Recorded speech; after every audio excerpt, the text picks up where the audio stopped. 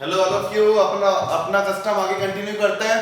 Last अपने custom तक अपन ने क्या पढ़ा, जो अपना 3 वीडियोस आपने देखे हैं उन वीडियोस में आप लोगों ने क्या देखा कि पहले बेसिक कंसेप्ट कस्टम में क्या क्या आता है, फिर उसके बाद अपन ने 2 वीडियोस में डेफिनेशंस पढ़ी हैं, उसके बाद लास्ट टॉपिक में अपन ने पढ़ा था कि गुड्स इंपोर्ट होता है या एक्सपोर्ट होता है तो टैक्स अमाउंट पता करने के लिए कौन सी तारीख की रेट एंड वैल्यू लेनी है। केवल डेट फाइंड आउट की थी अपन ने कि अगर राजी खुशी गुड्स इंडिया में आ रहा है या जा रहा है तो कौन सी डेट की रेट एंड वैल्यू लेंगे। वो अलग अलग केसेस में अलग अलग हो गया। अब आज क्या पढ़ने जा रहे हैं बच्चों, वो सुनो। आज अपन पढ़ने जा रहे हैं कि अगर गुड्स इंडिया में राजी खुशी नहीं आया तो क्या क्या प्रॉब्लम आती है।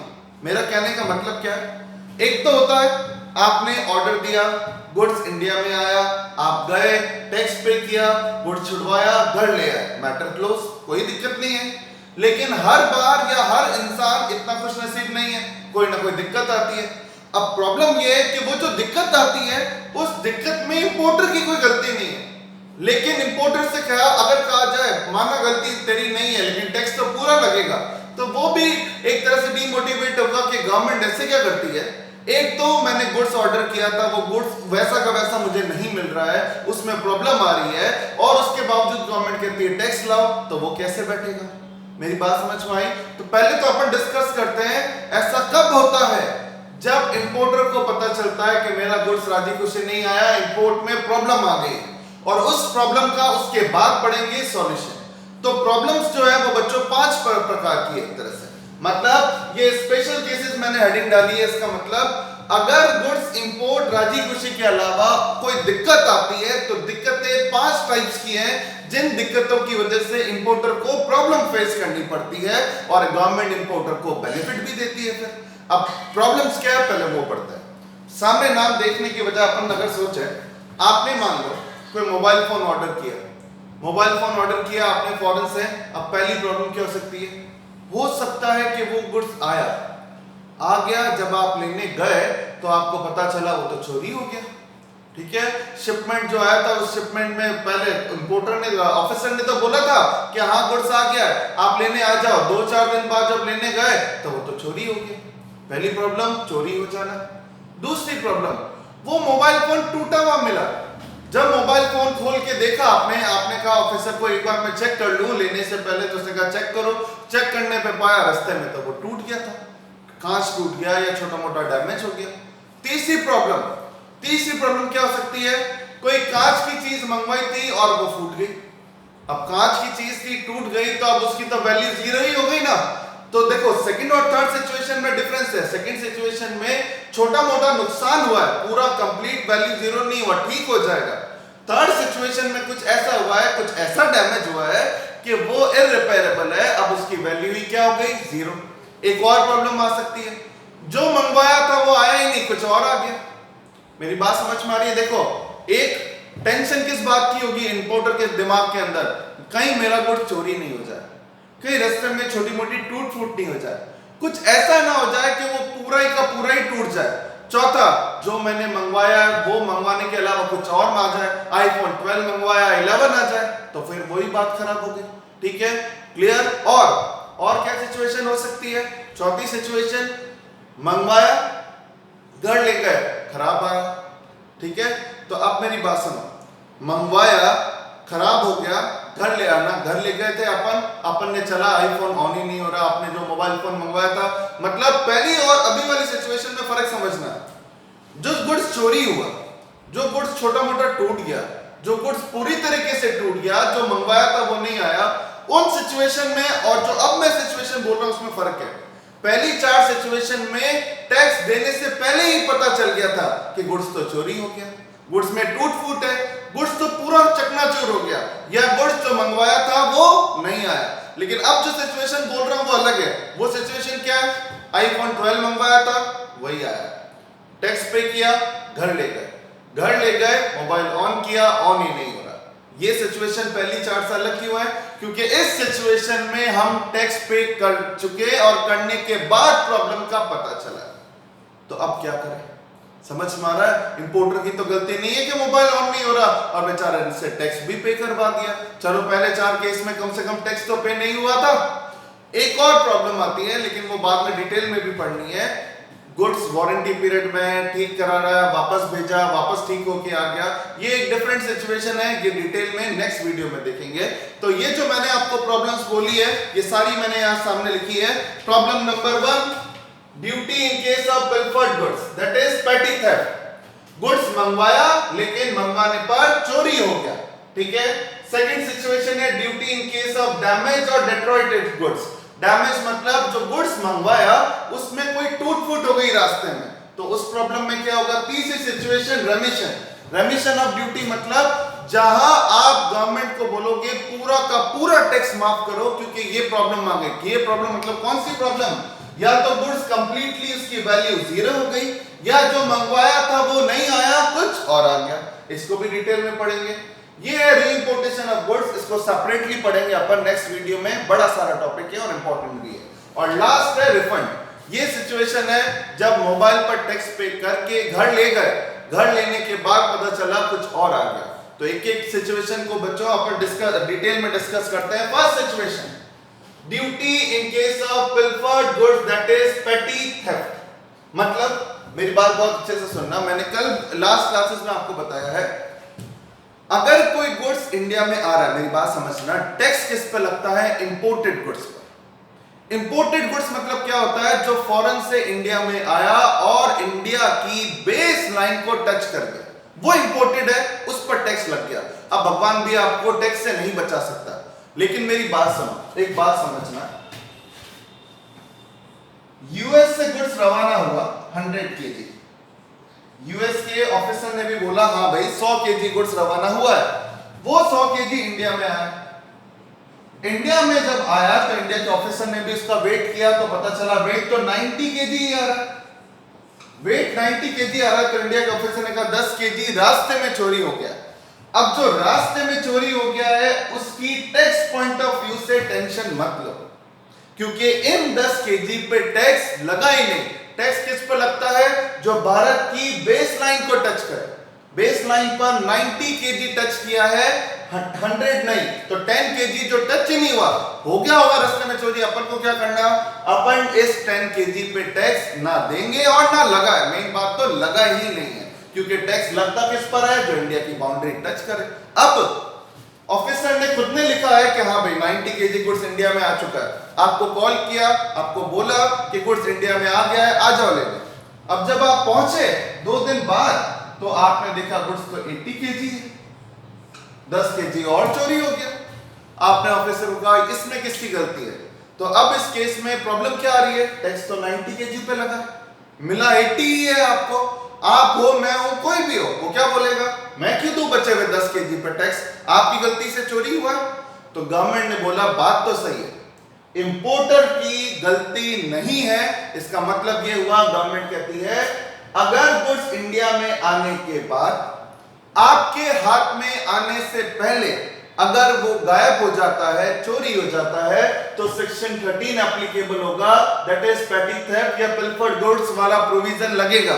जो प्रोविजन ये कहता है इन 10 केजी पर टैक्स लगा है लेकिन इंपोर्टर पे नहीं करेगा, ठीक है। तो कल आपके एग्जाम में आए, अगर गुड्स आने के बाद चोरी हो जाता है मिलने से पहले, तो क्या इंपोर्टर टैक्स देता है, नहीं, तो क्या कौन देगा, कौन देगा, कुछ केसेस में कौन देता है, कस्टोडियन, जिसकी निगरानी में गुड्स था और निगरानी में होने के बावजूद उसकी गलती से चोरी हो गया, तो उस बंदे को इस 10 केजी पे टैक्स देना है, हमें नहीं देना है।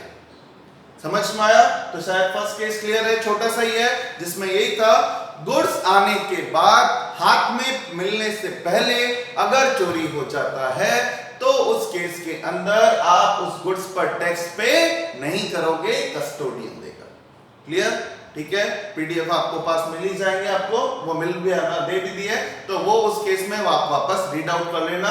प्रोविजन इतना ही याद रखना है। Point number 2, duty in case of damage और डिट्रॉइटेड गुड्स। ये क्या होता है, कार मंगवाई थी फॉरेन से कार ऑर्डर कर दी, इंडिया में आ गई, देखा कार इंडिया में जो मंगवाई थी वही आई, लेकिन जब ढंग से देखा तो पता चला लाने में तो कार का कांच टूट गया, कार का बॉडी कोई पार्ट था जो उसमें कोई टक्कर लग गई, वो भी टूट गई। अब मना नहीं कर रहे हो आप लेने से, गाड़ी तो आपकी, आप कह रहे हो मैं गाड़ी तो ले लूंगा, लेकिन प्रॉब्लम क्या आ रही है, आप ये कह रहे हो उसको कि इस गाड़ी में डैमेज हो गया, वो मेरी गलती थोड़ी है। गाड़ी मेरी थी 50 लाख की और इस 50 लाख की गाड़ी पे 5 लाख का खर्चा कर दिया आपने, तो 5 लाख की टूट फूट है ये तो। अब गवर्नमेंट ने कहा यार बात तो अगले की सही है, बंदे की गलती नहीं है टहना गुड्स तोड़ने में, और आपको कि नहीं टैक्स तो पूरे 50 पे लगेगा तो गलत है ना। कोई 1-8% लगे तो बात अलग है, आप तो खुद ही 40% 50% टैक्स लेते हो, वो क्यों देगा आपके एक्सेस वैल्यू पे टैक्स। तो गवर्नमेंट ने एक सॉल्यूशन क्या निकाला, अगर कभी ऐसा होता है कि गुड्स लाने में टूट जाता है, डैमेज हो जाता है, तो उस केस के अंदर इतना डैमेज नहीं हुआ कि पूरा ही चूर हो गया, डैमेज हुआ है, तो उस केस में गवर्नमेंट कहती है रिमेनिंग वैल्यू ऑफ गुड्स पर टैक्स दे दो। ठीक है, समझ में आया इसका मतलब क्या हुआ। 50 लाख की कार में 5 लाख की टूट फूट है, तो कार की वैल्यू कितनी हो गई, 45 लाख, वैल्यू कम हो गई ना, तो जो रिमेनिंग वैल्यू है उसी पे टैक्स देना है। आपको क्वेश्चन में दिया हुआ आएगा, अगर ये इस प्रोविजन का क्वेश्चन आया तो, कि गाड़ी थी 50 लाख की, 5 लाख रुपए का नुकसान हो गया, अब रिमेनिंग वैल्यू है 45, तो आपको याद रखना है 45 लाख पर टैक्स देना है। क्लियर, 2 सिचुएशन खत्म हुई। थर्ड सिचुएशन, तीसरी सिचुएशन है रेमिशन। रेमिशन मतलब पूरा ही टैक्स छोड़ देना।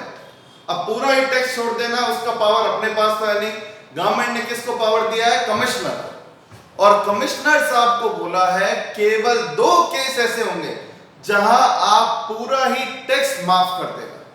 अब पूरा ही टैक्स माफ कर देना में 2 सेक्शन आते हैं बच्चों। पहला है सेक्शन 23 सबसेक्शन 1, नेक्स्ट है सेक्शन 23 सबसेक्शन 2।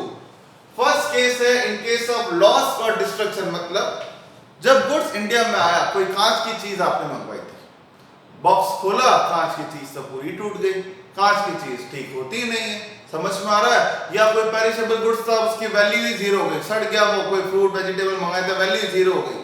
तो ऐसे केस में जब गुड्स की वैल्यू ही खत्म हो जाए तो गवर्नमेंट कहती है क्यों परेशान करना इंपोर्टर को, वैल्यू ही खत्म हो गई, गुड्स 0 हो गया, तो कमिश्नर साहब को गवर्नमेंट ने पावर दिया है आप पूरा टैक्स रेमिट कर दो।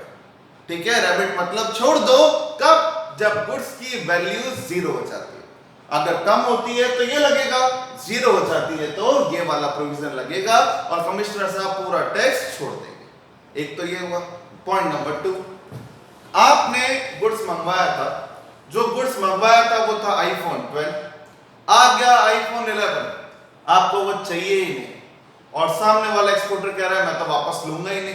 अब आप फंस गए, आपने कमिश्नर साहब को बोला कि सर ये गुड्स मैंने जो मंगवाया था वो नहीं आया, कोई और आ गया, मैं इसको नहीं लेना चाहता, तो उस केस में भी कमिश्नर को एक पावर दे रखा है। कमिश्नर साहब को बोल रखा है अगर ऐसी बात है तो उस बंदे को बोल दो, लिख कर दे दे कि मेरा ये गुड्स है लेकिन जो मैंने मंगवाया था वो नहीं आया, या ये डिफेक्टिव है, मुझे इस गुड्स की जरूरत ही नहीं है।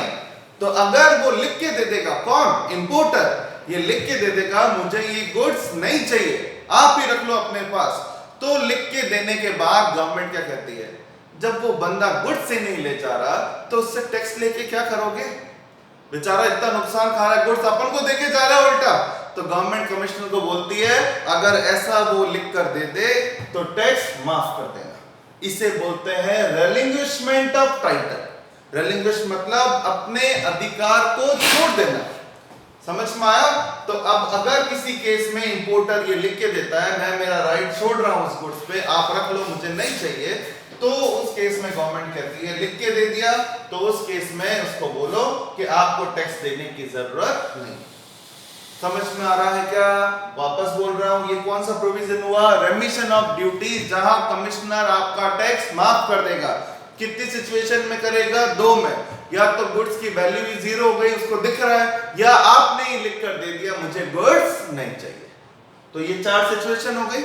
एक और सिचुएशन पढ़ते हैं, ये रीइंपोर्टेशन वापस अभी बताया, वापस अलग से वीडियो में बताऊंगा। ये है रिफंड ऑफ इंपोर्ट ड्यूटी। ये सिचुएशन पहली 4 से अलग है। क्यों अलग है, क्योंकि जब गुड्स चोरी हुआ, टूट फूट हो गया, चकनाचूर हो गया, या जो मंगवाया था वो नहीं आया, वो था टैक्स पे करने से पहले। ये सिचुएशन है टैक्स पे करने के बाद। गुड्स जब घर पे ले गए तो देखा ये तो खराब है, या देखा ये जो मंगवाया था वो आया ही नहीं, तो गवर्नमेंट कहती है चिंता मत करो, मानते हैं कि आपकी टेंशन जायज है, आप टैक्स पे कर चुके हो, गुड्स भी काम का नहीं है, तो गवर्नमेंट आपको 30 दिन का समय देती है। गवर्नमेंट कहती है 30 डेज है आपके पास, आपने गुड्स 1 जुलाई को छुड़वाया है, तो 31 जुलाई से पहले वापस पोर्ट पर आ जाना, उस ऑफिसर को बोल देना कि ये गुड्स मैंने टैक्स पे करके घर ले गया था, लेकिन अब ये काम का नहीं रहा, जो मंगवाया था वो नहीं आया या खराब आ गया, मुझे ये गुड्स वापस भेजना है, या फिर आप भी रख लो, मतलब कस्टम डिपार्टमेंट रख ले, मुझे ये नहीं चाहिए, कितने दिन में आ गया, ये 30 दिन में। तो गवर्नमेंट कहती है अगर ऐसा कुछ है तो उसे हम ड्यूटी का क्या दे देंगे, रिफंड। तो कब किस केस में आपको पूरा रिफंड मिल जाएगा, जब गुड्स आप घर ले जाते हो टैक्स पे करने के बाद, पता चलता है जो मंगवाया वो नहीं आया या खराब है, तो वापस आप लौटा सकते हो 30 दिन के अंदर अंदर कि ये गुड्स वापस ले, अब मैं लौटा रहा हूं, मुझे मेरा टैक्स वापस कर दो। लेकिन इस केस में पेरिशेबल गुड्स पर ये बेनिफिट नहीं मिलेगा। पेरिशेबल समझते हो ना, जिसकी लाइफ बहुत कम होती है, लाइफ कम है तो वो तो खराब होना ही है, उस केस में गवर्नमेंट रिफंड नहीं देगी, बाकी केस में गवर्नमेंट आपको पूरा रिफंड दे देगी। समझ में आया? कुछ केसेस में गवर्नमेंट ने एक्सटेंशन 3 महीने का अलाउड किया है, लेकिन वो परमिशन लेनी पड़ेगी वगैरह वगैरह। नॉर्मल टाइम कितना है, 30 दिन।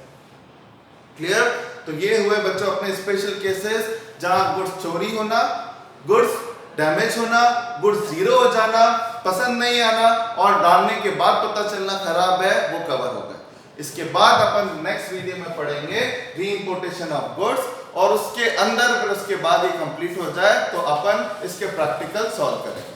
क्लियर? तो ये तो नोट करो, पीडीएफ से पढ़ो, फिर नेक्स्ट वीडियो।